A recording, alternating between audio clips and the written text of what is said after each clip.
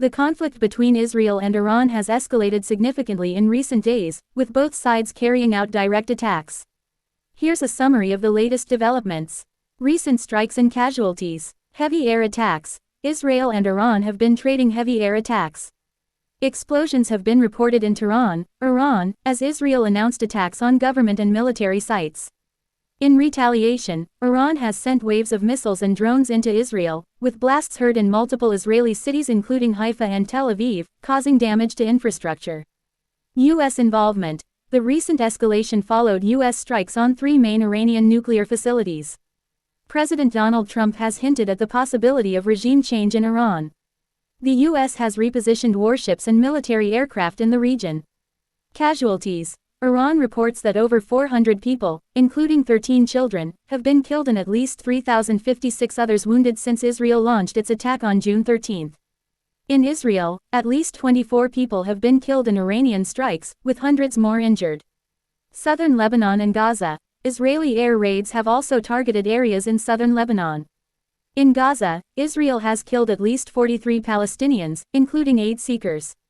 Diplomatic and political developments. Airspace closure. Qatar, which hosts a major U.S. military base, has temporarily closed its airspace. International calls for de-escalation. G7 leaders have called for de-escalation of fighting between Israel and Iran, while reaffirming that Iran must not be allowed to have a nuclear weapon. They also urged for a broader de-escalation of hostilities in the Middle East, including a ceasefire in Gaza. UK's stance. Britain's Foreign Secretary stated that the UK is prepared to defend its personnel and assets in the Middle East, as well as those of its allies. Iran's nuclear program. Israel claims its strikes have set back Iran's nuclear program, a very, very long time.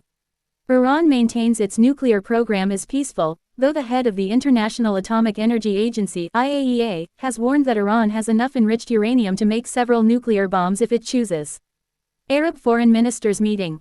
Arab foreign ministers held an emergency meeting in Istanbul to discuss the regional repercussions of the conflict, with Iraq's foreign minister warning of the potential for the conflict to widen and impact energy facilities. Iran's request to Russia. Iran has reportedly asked Russia for assistance while vowing revenge against the U.S. for its strikes. Protests in Tehran. Mass anti-Israel protests have erupted in Tehran, with Iranian President Masoud Pezeshkian joining crowds condemning the U.S. and Israeli strikes. Key concerns. Regional instability. The conflict has plunged the already volatile Middle East into a new and dangerous phase, raising concerns about all-out war. Nuclear ambitions. Israel views Iran's nuclear program as an existential threat and has emphasized its determination to prevent Iran from acquiring atomic weapons. Strait of Hormuz. There are concerns that an escalation could lead to the targeting of energy facilities and the closure of the Strait of Hormuz, which could significantly impact global oil markets. The situation remains highly fluid and tense, with ongoing exchanges of fire and diplomatic efforts to contain the conflict.